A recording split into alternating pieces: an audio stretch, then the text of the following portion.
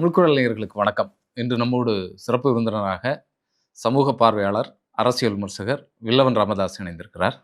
உரையாடுவோம். வணக்கம். வணக்கம். கம்யூனிஸ்ட் கட்சிகள் மிகப்பெரிய ஒரு போராட்டத்தை இன்னைக்கு சென்னையில் நடத்தியிருக்கிறாங்க.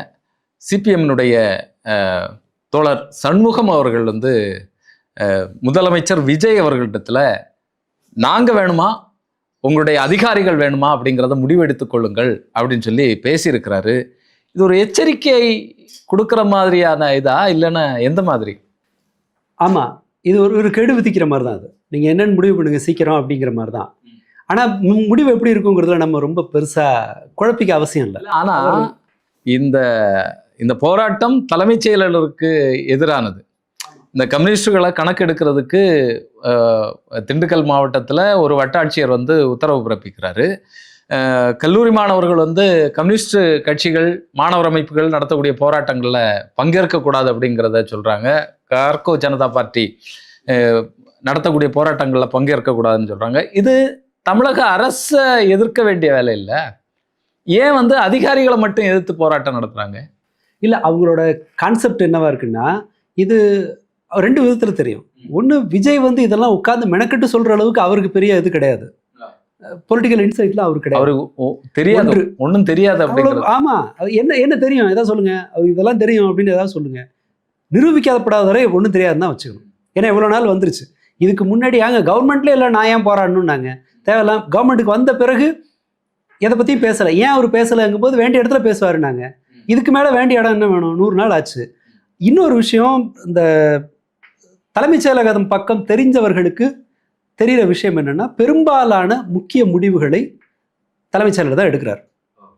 சந்திக்கிறதே கூட முதல்வர் இது மாதிரியான மீட்டிங்கில் எல்லாம் பார்ட்டிசிபேட் பண்ணுறது இல்லைங்கிறதும், இதை சொல்கிறது வேறு யாருமே இல்லை.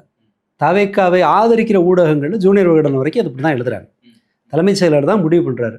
எது சாதாரண பிரச்சனை, எது சீரியஸ் இஷ்யூங்கிறதெல்லாம் அவர் தான் தீர்மானிக்கிறார். முக்கியமானவர்கள் அவர் தான் சந்திக்கிறாரு.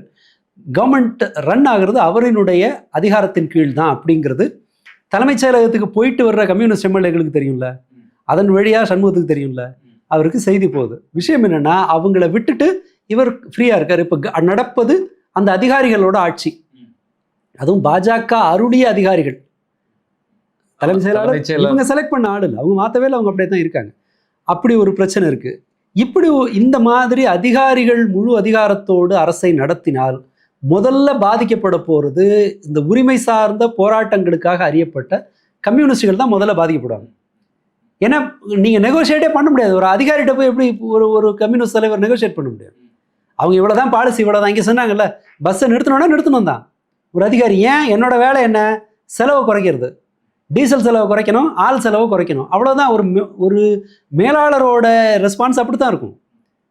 நஷ்டம் லாபத்தை பற்றி முதலாளி கவலைப்படலாம், நீங்கள் அவங்க கூட பேச்சுவார்த்தை நடத்தலாம். அரசாங்கம் கவலைப்படும், ஏன்னா நாளைக்கு போய் மக்களை சந்திக்கணும்னு. அதிகாரிக்கு என்ன கேடு? இல்லை, இதுக்கு முன்னாலேயே இந்த பிரச்சனை இருக்க தானே செஞ்சது. இப்போ போக்குவரத்து துறையில் நெடுங்காலமாகவே நட்டத்தில் தான் ஓடிட்டுருக்கோம். ஆனால் இதில் மட்டும் தாவேக்க அரசு வந்த பிறகு மட்டும் இப்படிப்பட்ட பேருந்துகளை கட் பண்ணுறது, அதிகாரிகள் சொல்கிறது மட்டும் கேட்குறது, இந்த அரசியல்வாதிகள் ஆலோசனை நடத்தி எதுவும் முடிவு பண்ண மாட்டாங்களா? ஒரு அரசியல்வாதிகள் கூடி எடுத்த முடிவுங்கிறது எதுவும் வரலை இப்போ வரைக்கும். உள்ளுக்குள்ளே அவங்க எல்லாரும் ஒவ்வொருத்தருக்கும் ஒரு வேலை இருக்குது. மினிஸ்டர்ஸ் கல்லா கட்டுறாங்கங்கிறதையும் அவங்க ஆதரவு பத்திரிகைகள் வரைக்கும் எழுத ஆரம்பிச்சிட்டாங்க. தடுக்க முடியல.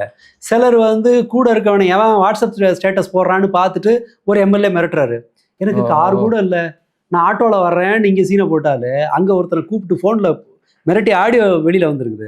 அவர் என்ன மிரட்டுறாருன்னா, நீ ஒழுங்காக வாட்ஸ்அப் ஸ்டேட்டஸ் எடு, அதில் நீ என்ன தான் சொல்கிற, கலப்பு திருமணத்தை ஆரம்பித்தது திமுகன்னு சொல்லி நீ ஸ்டேட்டஸ் போடுற, நீ என்ன தான் அவமானப்படுத்துற அப்படின்னு காங்கிரஸ்காரர் ஒருத்தரோட பையன்கிட்ட சண்டை போடுறாரு. நைட்டு செய்யலைன்னா உன்னை தூக்கி ஜெயிலில் வச்சிருவேன், உன்னை செமிச்சிருவேன்னு ஒருத்தர் மிரட்டுறாரு. அந்த பக்கம் ஒருத்தர் எனக்கு எதிராக சதி பண்ணுறாங்க, என் வீடியோவோட சதி பண்ணுறாங்கன்னு ஒவ்வொருத்தருக்கும் ஒரு ப்ரையாரிட்டி இருக்குது. கவர்மெண்ட் ஃபங்க்ஷன் ஆன மாதிரி தெரில, கேள்விகளுக்கு நடவடிக்கை எடுத்த மாதிரியும் தெரியல. பட் அதிகாரிகள் விரும்புகிற எல்லாமே நடக்குது. காக்ரோச் ஜனதா பார்ட்டி அது குறித்த போராட்டங்களில் மாணவர்கள் கலந்துக்க கூடாதுங்கிற இன்ட்ரெஸ்ட் உண்மையில் யாரோடது? பாஜகவோடது. அப்போ நியமித்தது யூனியன் கவர்மெண்ட் நியமித்த ஒரு தலைமைச் செயலாளர் இருக்கார். பாஜகவுக்கு ஆதரவான ஒரு சுற்றறிக்கை வருது. கல்லூரி மாணவர்களுக்கு. இது எப்படி புரிஞ்சுக்கிறது? இல்லை, அப்போ நீங்க சொல்றத பார்த்தா முதலமைச்சருடைய அறிவு இல்லாமலே இது வருது. அதான் உண்மை. அவரோட அக்கறை இல்லாமல் இது வருது. அவருக்கு இதை பற்றி இது நடந்தாலும் கவலை இல்லை, நடக்காட்டியும் கவலை இல்லை. காலேஜை மூணு மட்டும் என்ன வந்துரு போகுது? அப்பயும் என்ன பண்ணுவாங்க? திமுக காரணம் தான் சொல்ல போகிறாங்க. நீ அவ்வளோ வேணாம். எதில் பதில் சொன்னார் அவர்? அண்ட் ரெண்டாவது, இது என்னோடது அனுமானம் அப்படின்னு அவர்கள் நினைத்தால் அவங்க ஆதரவு பத்திரிகையிலே சொல்லுது, இங்கு நடப்பது தலைமைச் செயலாளரோட ஆட்சி தான், முதல்வர் அதில் தலையிடுறது இல்லை, யாரையும் சந்திக்கிறது இல்லை, வர்றவங்கள அரசியல் ரீதியாவோ தொடர்ந்து கூட்டணி கட்சிகளையோ. எப்போ பார்த்தோம் நம்ம? மாதம் தன்னோட தொகுதிக்கு போவேன்னாரு. நேற்று ஆதவர்ஜுனா சொல்கிறாரு, எம்எல்ஏ யாருன்னே தெரியலங்கிறாங்க மக்கள், அதுக்காக தான் கார் தர்றோம் அப்படின்னாருல. இவர் எப்போ போனார்? இவர் தொகுதிக்கு போல, அந்த தொகுதி வேலையே செய்யலை. நான் அலுவலகம் திறந்தாங்களே, போய் அலுவலகத்தில் யார் இருப்பா? இவர் தான். அதான் இது இருக்கா. சரி, மாதம் ஒரு முறைன்னு சொன்னார், இப்போ அது நடக்கலை. அவர் பொலிட்டிக்கலி ஆக்டிவாக இல்லைங்கிறது ஒன்றும் பெரிய யாரும் தேடி கண்டுபிடிச்சி இப்போ கஷ்டமான ஃபார்முலேஷனுக்கு பிறகு கண்டுபிடிக்க வேண்டியது அல்ல. இப்போது அதிகாரிகள் ஆட்சி தான் நடக்குதுங்கும்போது சண்முகம் அவருக்கு இது ஒரு பெரிய நெருக்கடி. அவங்களால கட்சியை நடத்துறது மட்டும் இல்லை, கட்சியில் தனக்கு கீழே இருக்கிறவங்களே கூட சாட்டிஸ்ஃபை பண்ண முடியாது. அப்படி ஒரு கட்சியால், ஒரு இடதுசாரி இயக்கத்தால் இந்த சூழலில் அரசாங்கத்தை காப்பாற்றுற மாதிரி அரசியல் நடத்தவே முடியாது. அடுத்ததாக இவங்க எடுக்கிற மற்ற எல்லா நடவடிக்கைகளும் ரொம்ப கம்யூனிஸ்ட் கட்சியை தான் அசாத்திய சிக்கலுக்குள்ளாக்கும். நீங்கள் டெல்டா மாவட்டங்களில் கம்யூனிஸ்ட் விவசாய தொழிலாளர்கள் இருக்காங்க இல்லையா, கூலி விவசாயிகள், அவங்க மத்தியில் தான் கம்யூனிஸ்ட் கட்சிக்கு ஒரு செல்வாக்கு இருக்குது. இப்போ காவேரி பிரச்சனை விஷயத்தில் அவர்களுக்கு ஒரு நிவாரணம் கொடுக்கல, இந்த வறட்சி நிவாரணம் தரலை அப்படிங்கிற பட்சத்தில் அந்த நெருக்கடியை ஃபேஸ் பண்ண போகிறது தாவேகா கிடையாது. அவங்க ஒரு ரீல்ஸை போட்டு போயிடுவாங்க, எல்லாம் நல்லா இருக்காங்கன்னு. அந்த நெருக்கடியை அங்கே இருக்கிற கம்யூனிஸ்ட் கட்சியினுடைய கிளை லெவலில் இருக்கிற உறுப்பினர்கள் எதிர்கொள்வாங்க. அவங்க போராடி ஆகணும், அவங்க அதுக்கு பதில் சொல்லி ஆகணும். அடுத்ததாக போக்குவரத்து, இந்த பிரச்சனையில் அவங்க யார் இது பேருந்துகள் இயங்கலை, மக்கள் பாதிக்கப்படுறாங்க. மீன் டைம் பணிக்கு ஆட்கள் குறையுது. யூபி கம்பெனி கண்டக்டர் அப்பாயின்மெண்ட்டுக்கு கான்ட்ராக்ட் எடுத்திருக்காங்க. இப்போ அது கொஞ்சம் கொஞ்சமாக நகரம் தானே, ஒரே நாளில் எல்லா சேஞ்சும் எல்லா மோசமானதும் வந்துடுமா? கம்பெனி யூபியிலேருந்து வருதுன்னா ஆள் யூபியிலேருந்து வரதுக்கு எவ்வளோ நேரம் ஆகும்? இது யாருக்கு நெருக்கடியாக முடியும்? இடதுசாரிகளுக்கு தான் நெருக்கடி முடியும். விலைவாசி உயருது, அரசாங்கம் அதை பற்றி கவலையே படலை. இதை எதிர்கொள்ள போகிறது யார்? என்ன பண்ணுற லெஃப்டெல்லாம் என்ன பண்ணுறீங்கிற கேள்வி தான் வரும். யூனியனோ அல்லது சாதாரண மக்களுக்காக போராடுறவங்களோ அல்லது கம்யூனிஸ்ட் கட்சி ஒரு தொண்டனே அவன் யோசிப்பான்ல. இல்லை, ஏற்கனவே இந்த போக்குவரத்து துறையில் தனியார் மயமாக்குதல், அந்த உத்தரப்பிரதேச கம்பெனி கொடுத்தது, இதெல்லாம் எதிர்த்து தொழிற்சங்கங்கள் போராட்டத்தை ஆரம்பித்தாங்க. ஆனாலும் ரொம்ப வலுவாக இல்லையோ, இவங்க ஒரு பேரளவுக்கு செய்கிறாங்களோ, விஜய் அவர்கள் மனநோகக்கூடாது அப்படிங்கிறதுக்காக இது பண்ணாரோ. ஏன்னா தமிழக அரசாங்கத்தை நேரடியாக இவர்கள் விமர்சனம் பண்ணியிருக்கலாம். ஆனால் அப்படி விமர்சனம் பண்ணலை, தலைமைச் செயலாளர்கள் மட்டும்தான் இது பண்ணுறாங்க, அதிகாரிகளை மட்டும்தான் பேசுகிறாங்க அப்படின்னு சொன்னால் இவர்களுடைய இந்த போராட்டமே நேர்மை இல்லாததோ அப்படிங்கிற மாதிரி இந்த சந்தேகத்துக்கு அவங்க பதில் சொல்லி தான் ஆகணும். ஆனால் பிரச்சனை என்னன்னா, இரண்டு விதமான நெருக்கடியை இடதுசாரிகள் எதிர்கொள்கிறாங்க. அதாவது வாக்கு அரசியலில் இருக்கிற இடதுசாரிகள் எதிர்கொள்கிறாங்க. அந்த அளவுக்கு நான் ஒத்துக்கிறேன். ஏன்னா அவர்கள் அங்கேயே உள்ள சிபிஎம் சிபிஐலேயே கூட நேர்மையாக இல்லை, இந்த அரசாங்கத்தை சுமக்கக்கூடாது. இப்போ விசிகாலையும் இந்த விவாதம் வலுவாக எழுந்திருக்கதா கேள்வி. ஏன்னா அவங்க அந்த கூட்டத்துக்கு போதிய பாதுகாப்பு தரல. செய்திகள் தான் சொல்கிறேன். அந்த மாநாட்டுக்கு இன்ஃபேக்ட் இதுக்கு முன்பு இருந்ததை விட ரொம்ப நல்ல ரெஸ்பான்ஸ் இருந்திருக்கு. தொண்டர்கள் ஏராளமானவங்க வந்திருக்காங்க. ஆனால் மேடையை சுற்றி போலீஸே இல்லை. ரெண்டாவது, இதை மாதிரியான கூட்டணி கட்சி மாநாடுகளுக்கு கூட இருக்கிற பெரிய கூட்டணி கட்சி தன்னோட ரெப்ரசன்டேட்டிவ் அனுப்பும். ஒரு ஆள் இந்த வாழ்த்தை சொல்லிட்டு போவாங்க. அந்த மாதிரி யாரும் இந்த மாநாட்டுக்கு போகல, இல்லை வரல, ஒருவேளை அழைக்கலையா? ஏன்னா விஜய் அவர்களுடைய ஃபோட்டோ எல்லாம் வைப்பாங்க அப்படின்னு சொல்லி எதிர்பார்க்கப்பட்டது இந்த பேனர்கள்ல எல்லாம். அப்படி எதுவும் வைக்கல. நம்முடைய செல்வாக்கை விஜய் தட்டி கொண்டு போவார் அப்படிங்கிறது மாதிரியான ஒரு பார்வையில் அது தடுக்கப்பட்டதா? நான் இதை எப்படி பார்க்குறேன்னா, விசிகா மாநாட்டில் நம்மளோட இது அவங்க கூட நம்ம சேர்ந்துக்க கூடாதுன்னு தாவேக்கா ஒதுங்கின மாதிரி தான் எனக்கு தெரியுது. ஏன்னா இதற்கான போலீஸ் ஒத்துழைப்பு தரலை அப்படிங்கிறது செய்தி. தலைவரை மூச்சு திணற அளவுக்கு விட்டாங்க, போலீஸ் ஒத்துழைப்பு இல்லைன்னு முக்கியமான தலைகள் குறிப்பிட்டதாக ஜூனியர் விகடன் சொல்லுது. ஆதரவு கொடுக்குறோன்னு சொல்லி கூட அது குறித்து அதை என்டாஸ் பண்ற மாதிரி அல்லது அதை நாங்க வரவேற்கிற மாதிரி யாரும் பேசல அப்படிங்கிறது இன்னொரு அந்த தரப்பு குற்றச்சாட்டு. பாதுகாப்பு பண்ணலைங்கிறது. அப்படி இதோட கனெக்ட் பண்ணி பாருங்க, என் போட்டோ அங்க வரக்கூடாதுன்னு இவர் இன்சிஸ்ட் பண்ணாம இது நடந்திருக்க வாய்ப்பு இல்லை. ஏன்னா இதற்கு முன்பு கடந்த 3 மாசத்துல விசிகாவினுடைய பேனர்கள்ல பாத்தீங்கன்னா திருமாவளவனை விட அதிகம் அங்க நிறைஞ்சிருந்தது விஜய் தான்.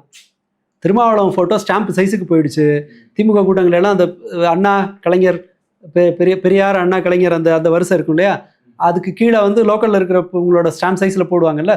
இப்போ ஸ்டாலின் வந்து 4 பேர் தலைவரில் இருப்பாங்க, அதுல வந்து ஸ்டாம்ப் சைஸ்ல கீழே போடுவாங்கல்ல. இப்போ ஸ்டாம்ப் சைஸுக்கு திருமாவளவனை இறக்கி விட்டு, இன்ஃபேக்ட் திருமாவளவனே இல்லாத பேனர்கள் விஜயை மட்டும் வச்சு விசிகால வச்ச பேனர்கள்லாம் உண்டு. அப்படி இருக்கும்போது திடீர்னு ஒரு மாநாட்டுக்கு மட்டும் எங்கேயும் விஜய் போட்டோவே இல்லைன்னு சொன்னா இந்த மறுப்பு இந்த தரப்புல தான் வந்திருக்கும்னு நான் நினைக்கிறேன். இவங்க தான் வேண்டாம், நமக்கு எதுக்கு அவங்க வீட்டெல்லாம் போய் எதுக்கு நம்ம சாப்பிட்டுட்டு ஒரு ஸ்டேட்டஸ் வரும்ல. இப்போ நீங்க மிடில் கிளாஸா மாறிட்டீங்க, மாசத்துக்கு 60,000-70,000 ரூபாய் சம்பளம் வந்துருச்சுன்னா நம்ம ஆளுங்க முதல்ல என்ன செய்வாங்கன்னு நினைக்கிறீங்க? கீழே உள்ள அதெல்லாம் இல்ல, ஃபர்ஸ்ட் வந்து என்ன லோக்கல் சாமி எல்லாம் கும்பிடுறதுன்னு நேரா திருப்பதி அப்படியே பிள்ளையாரு அதை எழுப்பாங்க, அங்கிருந்து தன்னுடைய ஸ்டேட்டஸை காட்டுவாங்க. அதை மாதிரி இவங்க செய்யறாங்க. அப்படித்தான் நான் புரிஞ்சுக்கிறேன். ஏன்னா கண்ட்ரோல் அவர்கிட்ட இருக்கிற மாதிரி எல்லாம் எனக்கு தெரியல, இவங்க கிட்ட இருக்க மாதிரி தான் இருக்கு. பட் அவங்கள விசிகாவுக்கே இதான் நிலைமைன்னா, ஒரு அப்சல்யூட் சரண்டர் ஸ்டேஜில் இருக்கிற விசிகாவுக்கே இதுதான் நிலைமை என்றால் இடதுசாரிகள் எங்கே போவாங்க? நான் இது சேரும் போதே சொன்னேன், சில ஜோடி எல்லாம் டேட்டிங்கில் இருக்கும்போதே நமக்கு தெரிஞ்சிரு இது விளங்காதுன்னு. ஆனால் அதுங்க ஒத்துக்காது. சரியா? 3 மாசத்துல சண்டை போட்டு வந்து நிற்கும் போது சொன்னமா நம்ம அப்படின்னு நமக்கு தோணும். கிட்டத்தட்ட இது அப்படித்தான் இருக்கு. இப்போ இந்த கூட்டணிகள் எல்லாமே ஒரு முறிவை நோக்கி செல்ற மாதிரி இருக்கா? இப்போ நீங்க விடுதலை சிறுத்தைகள் கட்சி ஒரு பிரச்சனை சொல்றீங்க, ஆனா விடுதலை சிறுத்தைகள் கட்சியில வந்து தொல் திருமாவளவன் அவர்களுடைய நிலையே வந்து ரொம்ப கேள்விக்குறியா இருக்கிற மாதிரியான ஒரு பார்வை இருக்கு. நாளைக்கு என்ன ஆகும் கட்சி அப்படிங்கிறதே தெரியாத மாதிரி இருக்கு. ஆதவ அர்ஜுனா வந்து கட்சியில் இருக்கக்கூடிய பலரையும் வந்து உள்ளால தூக்குறது, இல்லைன்னா கட்சியையே கபலீகரம் செய்யறது மாதிரியான ஒரு நிலைமை போயிட்டு இருக்குங்கிற மாதிரியான ஒரு பார்வை. வாங்கிட்டாங்க, ஹவுஸ் ஓனரை பழைய ஓனரை வீட்டுல குடியிருந்துக்கன்னு சொல்லி விட்டுருக்காங்க, அவ்வளவுதான். அந்த மாதிரிதான் எனக்கு புரியுது. அவங்களோட நடவடிக்கை அப்படிதான் தெரியுது. இப்போ கம்யூனிஸ்டுகளை பொறுத்த அளவுல ஏற்கனவே சிக்கல் இருக்கு, இப்ப பெரும் சிக்கலா இருக்கு. இது கம்யூனிஸ்டுகளை நோக்கி தான் இந்த தாக்குதல் நடக்கு. இந்த கணக்கெடுக்கிறது இது எல்லாமே வந்து கூட்டணியிலேயே அந்த கட்சியை வச்சுக்கிட்டு இப்படி பண்றத அது எப்படி புரிஞ்சுக்கிறது? இந்த இடைத்தேர்தல் வரையுமாவது இந்த கட்சிகள் வந்து நீடிக்குமா இவங்க கூட? இல்லை, அதாவது அது இவங்க முடிவு பண்ணணும். அதாவது எனக்கு தோன்றது என்னன்னு சொன்னா, இப்படி தொடர்ந்து நெருக்கடிகளா கொடுத்து ஒரு கட்டத்துல கம்யூனிஸ்டா வெளியில போற மாதிரி பண்ணுவாங்கன்னு தான் நான் நினைக்கிறேன். இப்போ அவங்களுக்கு வந்து இந்த பக்கம் வர முடியாத அளவுக்கு நெருக்கடி இருக்கு, திமுகவுக்கு வர முடியாத அளவுக்கு நெருக்கடி இருக்கு. ஒரு முட்டுச்சந்தில மாற்ற மாதிரியான ஒரு சூழலுக்கு தள்ளப்பட்டிருக்காங்க. ஆமா, அது ஒரு கொஞ்ச நாள் கழிச்சு வரும்னு நினைச்சோம். ஏன்னா இந்த கட்சி வந்து ஒரு பெரிய முதலாளிகள் மட்டும் நடத்துகிற கட்சி அது. அவங்களுக்கு ஒரு ஃபண்டமெண்டலாக அவங்களுக்கு வந்து ஒரு கொள்கையோ ஒரு தரப்பு மக்களை திருப்திப்படுத்தணுங்கிற தேவையோ அவங்களுக்கு கிடையாது. நம்ம அதை புரிஞ்சுக்கணும். இதை கன்சாலிடேட் பண்ணி இது ஒரு கட்சியாக உருமாறினதுல யாரெல்லாம் இருந்திருப்பா? விஜய் அவர் ஒரு பெரும் செல்வம் இருக்குது, வச்சு விளையாடுற அளவுக்கான ஒரு கேம் ஆடுற அளவுக்கான பணத்தை அவர் வச்சுருக்காரு. ஒயிட்டாகவே 500-600 கோடி ரூபா வச்சுருக்கலாம் அவர் காட்டுற கணக்கு படி பார்த்தா. ஆதவ அர்ஜுனா அதில் ஜாயின் பண்ணுறாரு, மரிய வில்சன் அதில் ஜாயின் பண்ணுறாரு, பிற முதலாளிகள் எல்லாம் வர்றாங்க, இந்த காலேஜ் ஓனர்ஸ் இவங்கெல்லாம் அப்படி வர்றாங்க. இந்த முதலாளிங்கெல்லாம் கூடி ஒரு கட்சியை ஃபார்ம் பண்ணுறாங்க. அவங்களோட இன்ட்ரெஸ்ட் எப்படி இருக்கும்?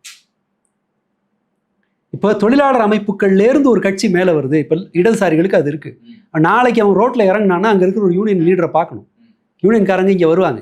ஏன் இப்போ ஆதவன் தீட்சண்யாவோ இவரோ கனகராஜோ தன்னுடைய கட்சியை ஆதரிக்கிற இன்னொரு கட்சியை வந்து ஏன் அவங்க எதிர்த்து பேசணும்?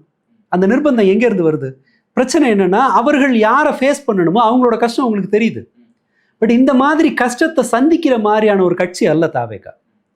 அது ஒரு ஃபன்னு வைபு, போர் அடிக்குதுன்னு சொல்லி இன்னொரு கட்சி வேணும்னவங்க, சினிமாவை பார்த்து அரசியலை கற்றுக்கிட்டவங்க, இவங்களை கன்சாலிடேட் பண்ணி ஒரு கட்சி ஆரம்பிக்கும் போது அது பை டிஃபால்ட் அது ஒரு அதிகாரிகள் அரசாக தான் இருக்கும்.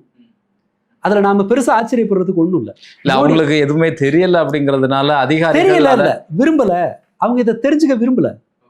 உன் கஷ்டத்தை நான் ஏன் தெரிஞ்சுக்கணும்? கேட்டோம், பர்ஃபார்ம் பண்ணோம், நீ ஓட்டு போட்ட, நீ பாட்டுக்கு உன் வேலையை பாரு, நான் பாட்டுக்கு என் வேலையை பாரு. இப்போ நீங்கள் படம் பார்த்துட்டு வர்றீங்க, ஹீரோட்ட போய் கேட்குறீங்களா, ஐயோ தட்டி கேடு, அநியாயத்தை தட்டி கேடுன்னு சொல்கிறீங்களா? தேட்டரில் உட்காந்து கை தட்டிட்டு போ, அது உன் வேலை. நான் வீட்டில் உட்காந்து ரெஸ்ட் எடுக்கிறது ஏன் வேலைன்னு ஹீரோ போகிறார்ல. இங்கே அரசியல்லையும் அவங்க அப்படி தான் எதிர்பார்க்குறாங்க. நீ நான் உன்னை என்டர்டெயின் பண்ணேன், ஓட்டு போட்ட, இப்போ நான் என் வேலையை பார்க்குறேன், என்டர்டெயின்மெண்ட்டை கொடுக்குறேன், நீ ஏன் மேற்கொண்டு ஏன் பாலிசியை கேட்குற, ஏன் அட்மினிஸ்ட்ரேஷன் கேட்குற, ஏன் வேலை பாதுகாப்பு கேட்குற, ஏன் பெண்கள் பாதுகாப்பு கேட்குற? நீ பாட்டுக்கு உன் வேலையை பாரு. ஹீரோ வீட்டுக்கு கதவை என்னைக்காவது தட்டிருக்கீங்களா? ஏன் நீ போய் காப்பாற்றணும் இல்லை, வில்லன் டேந்து நாட்டை காப்பாற்றணும் இல்லை, இப்போ என்னை வந்து காப்பாற்றுன்னு ஹீரோட்ட போய் கேட்குறீங்களா? ஏன் எங்கள்கிட்ட வந்து கேட்குறீங்கன்னு இன்டெரக்டாக அவங்க சொல்கிறாங்க. இது அவங்களுடைய பேசிக் ஸ்ட்ரக்சர். இது கூட வந்து கம்யூனிஸ்டால தாக்கு பிடிக்க முடியாது. இதுதான் யதார்த்தம். அதிகபட்சம் நான் என்ன நினைச்சேன்னா, கம்யூனிஸ்டுகளை தாஜா பண்ற மாதிரி அவங்கள கொஞ்சம் பகுமானமா வச்சிருக்கிற மாதிரி மரியாதையா நடத்துற மாதிரி ஒரு 6 மாசம் இவங்க அரசு நடத்துவாங்கன்னு நான் நினைச்சேன். 6 மாசம்லாம் இல்ல, 1 மாசத்துக்கு மேல உங்களுக்கு பெரிய மரியாதை கிடையாதுங்கிற ஸ்டேஜுக்கு அவங்க வந்துட்டாங்கன்னு தெரியல. ஒரு தனி பெரும்பான்மை இல்லை இந்த கட்சிக்கு. 108 பேர் தான் மற்ற கட்சிகள்லேருந்து கூட்டுட்டு வந்தாங்க. இப்போ அதிமுகலேருந்து கொண்டு வந்திருக்காங்க. இடைத்தேர்தல் வந்தால் தான் ஒரு பெரும்பான்மையை நோக்கி அவங்க போவாங்க. இப்படி இருக்கக்கூடிய சூழ்நிலையில் இப்போ மக்களுடைய கோபம், மக்கள் நல பிரச்சனைகளில் இவங்க காட்டக்கூடிய அக்கறைகள்லேருந்து வரக்கூடிய இடைத்தேர்தல்லையும் நமக்கு வந்து வீழ்த்தப்படுவோம் அப்படிங்கிற ஒரு விஷயம் இல்லாமலே இதெல்லாம் செய்கிறாங்களா? இல்லை, அவங்க எதை உறுதியாக நம்புகிறாங்கன்னா, நீங்கள் யோசிச்சு பாருங்க. எதுவுமே இல்லாமல், பார்ட்டி ஸ்ட்ரக்சர் இல்லாமல், கேண்டிடேட் யாருன்னே தெரியாமல் நம்மளை அவங்க எடுப்பாங்கன்னு சொன்னால், இப்போ மீடியா நம்ம கையில் இருக்குது. சோஷியல் மீடியாவை கண்ட்ரோல் எடுக்கிற அளவுக்கு நமக்கு வந்து செல்வாக்கு இருக்குது, பொருளாதார ரீதியாகவும் இதுலேயும் சரி. அண்ட் யூனியன் கவர்மெண்ட்டை தாஜா பண்ணுறதுக்கான சிஸ்டம் அப்படியே இருக்குது. நிர்மல்குமார் இருக்கார், இந்த சீஃப் செக்ரட்டரி அவங்க போட்டவங்க தான். பாலிசி கவர்மெண்ட்டோட எல்லா எக்ஸிக்யூஷனையும் இவங்க வந்து ஈஸியாக்கியிருக்காங்கங்கும் போது பாஜக இவங்களுக்கு சப்போர்ட்டாக இருக்குது. பணம் இருக்குது, மீடியா இருக்குது, பாஜக சப்போர்ட் இருக்குது, அண்ட் அதிகாரிகள் அவங்க கையில் இருக்காங்க. இறக்கலாம், இந்த முறை பணத்தை கொடுக்கலாம், என்ன வேணால் பண்ணலாம். ஸோ அப்போது வந்து நாம் ஜெயிப்போங்கிற நம்பிக்கை தானே அவங்களுக்கு இருக்கும். அவங்க இடைத்தேர்தலை பற்றி ஏன் கவலைப்பட போகிறாங்க? அவங்க ஆக்சுவலாக அவங்க என்னன்னு சொன்னால், கம்யூனிஸ்டாக வெளியில் போட்டோம் அப்படின்னு அவங்க ஒரு முடிவுக்கு வந்துட்ட மாதிரி எனக்கு தெரியுது. கௌரவமாக வந்துடுறது நல்லது. ஏன்னா ரொம்ப கஷ்டம்லாம் ஒன்றும் இல்லை. இவங்க வெளியில் வந்தாங்கன்னா 2 பேரை ஏடிஎம்கேல ரிசைன் பண்ண வைக்கிறது எவ்வளோ பெரிய கஷ்டம். சிம்பிளாக செய்யலாமே. அதில் ஏதாவது தடை இருக்க போகுதுன்னு நினைக்கிறீங்களா? எதுவும் இருக்க போகுது இல்லை. இப்படி தான் அது முடியும்னு நினைக்கிறேன் நான். நிச்சயமாக தொடர்ந்து பேசுவோம். எங்கள் தமிழக அரசியல் களம், முக்கியமாக தாவேக்காவினுடைய அரசியல் நகர்வுகள் எப்படி இருக்கும் அப்படிங்கிறத தொடர்ந்து பார்ப்போம். உங்களுடைய நேரத்திற்கும் கருத்திற்கும் நன்றி.